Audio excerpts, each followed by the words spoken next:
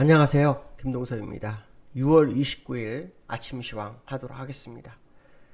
오늘 새벽에 끝난 미국 시장은 다운을 하라, 나스닥은 상승했습니다. 다우 같은 경우에는 에너지주를 중심으로 하락을 했고요. 나스닥은 기술주 중심으로 상승하는 그런 모습이었는데요. 일단 혼조세로 마감을 했죠. 미국에는 오늘 약 3가지 이슈가 있었던 것 같습니다. 첫 번째 이슈는 시장에 일부 반영이 됐습니다. 지난주에. 어떤 거냐면 이제 그러니까 바이든이 제시했던 인프라 투자. 요거를 이제 그 상원의 초당적 의원들하고 합의를 봤잖아요. 그 합의를 한 이후에 의회 처리 여부에 대해서 어떤 얘기가 나오는지를 시장에 봤다고 합니다. 뭐 1조 달러가 좀 안 되는 9,530억 달러 정도 되는데요. 이것이 이제 시장의 첫 번째 이슈였습니다. 근데 요거는 사실은 그 전에 시장에 일부 반영이 됐죠. 지난주 금요일날 반영이 됐었던 부분이고요. 그 다음에 이제 두 번째는 주반에 발표되는 고용 보고서입니다. 이게 굉장히 중요하죠. 제가 지난번에도 말씀드린 이 고용 지표가 지난달도 아니고 이제 이번 달이 중요할 거다. 왜? 그 정부에서 지급했던 1,400불, 1인당 1,400불에 대한 것이 다 소진되는 시점이 최소 2달은 본다. 2달이라고 그러면 이제 세 번째 달, 6월 달의 고용 상황을 봐야 되는데요. 이게 조금 문제가 될 수 있다는 생각이 듭니다. 왜냐하면 지난번 2달 전에 고용 예상치가 128만 명이었어요. 근데 완전히 죽었죠. 20몇만 명 됐으니까.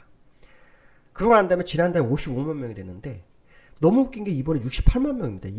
저는 한 120만 명 나올 거라고 보고 있거든요. 물론 이건 예상치입니다. 저는 모릅니다. 또 다만 뭐냐면 정상적으로 그 2달 전으로 돌아온다면 정상적으로 고용은 128만 명 정도가 돼야 한다는 거죠. 120만 명 정도 돼야 한다는 거고요.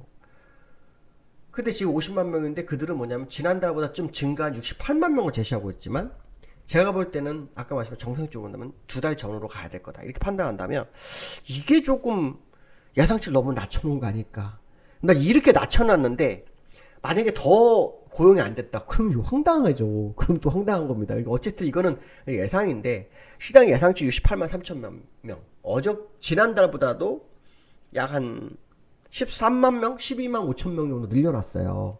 그렇지만 제가 볼 땐 2달 전으로 가면 2달 전 목표치를 된다면 굉장히 줄어든 건데 만약에 아까 말씀드린 것처럼 68만 번보다 못하다. 그럼 황당하죠. 그러면 뭐 주가가 날아가겠죠. 그런 생각도 들었습니다. 어쨌든 이 고용지표 결과에 따라서 그러니까 ADP 민간기업 비농업 부문 신규 실업 청구 건수 요거를 보면서 테이퍼링의 금리 인상이 결정될 거다. 그러니까 빨라지냐, 더 빨라질 거냐, 늦어질 거냐 이 결정을 할 수도 있다고 봅니다. 물론 금리 인상 시점은 2023년도로 정해졌지만 테이퍼링이 되게 중요하죠.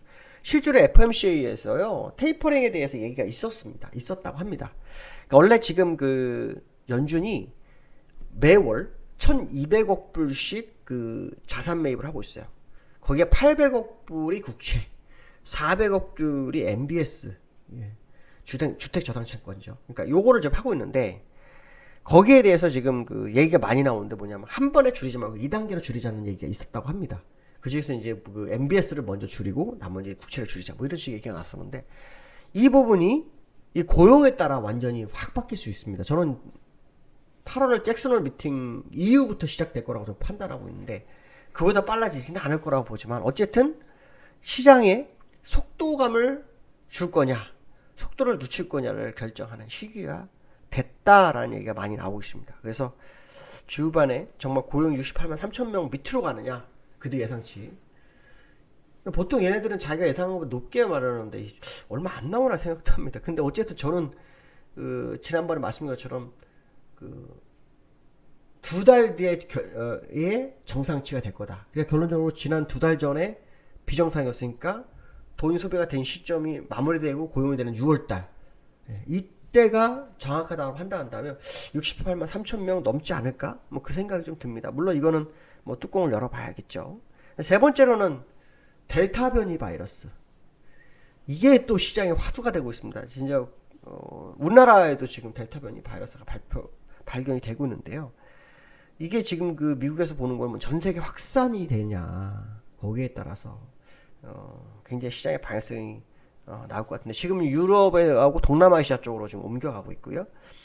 27일 날 그저께죠. 그저께 호주가 시드니 그 주변을 봉쇄를 강화했다고 합니다. 이 델타 변이 때문에. 그러니까 지금 델타 변이가 다 백신을 맞았는데 뚫고 들어가니까 이게 문제가 되는 거죠. 그래서 이게 또 시장에 또 새로운 화두가 될지는 좀 지켜봐야 되겠지만 또 화두가 돼도 걱정입니다. 왜냐하면은 지난번 코로나 때도 주가 뺀 다음에 그 다음부터는 역사상 최고치가 돼버려서 또 델타 변이가 또 저점 매수 기회를 주는 건가 이 생각도 들긴 합니다. 어쨌든 이 델타 변이가 시장에 또 다시 자리매김을 하는지를 한번 좀 확인해야 되겠다 이렇게 보시면 될 것 같고요. 기술적으로 좀 볼까요? 기술적으로 보시면 다우는 그래서 1, 2, 3 이렇게 1, 2, 3잖아요. 거기서 지금 이 맞고 밀리고 있는데 주요에서 먼저 5주선을 회복할 줄 알았는데 회복을 못했어요.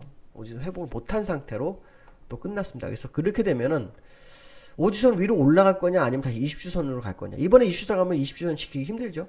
보통 얘네는 두 번째 지지하고 올라가는 경우가 많거든요. 두 번째에서 올라가는데 못 올라가면 그냥 깨지는 경우가 굉장히 많습니다. 그래서 20주선 지키는지를 좀 확인할 필요성이 있고요. 나스닥이 참 대단합니다. 나스닥이 뚫고 갔죠. 뚫고 갔습니다.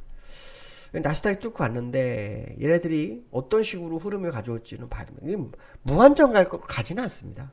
무한정 가지는 않습니다. 어느 일정 시점이 되면은 방향이 나오게 돼 있는데 한번 그 자리가 어딘지를 좀 확인할 필요성이 있겠죠. 그래서 후행스팬 상으로는 지금 요 근처에서 기회가 저항이 될 수 있다라고 판단이 되는데 한번 지켜보면 되지 않을까 싶습니다. 어쨌든 지금 미국에서는 고용지표와 델타 변이 요 두 개가 또 화두가 되고 있다는 것만큼은 우리가 한번 생각해봐야 되지 않을까 이렇게 말씀드릴 수 있을 것 같습니다.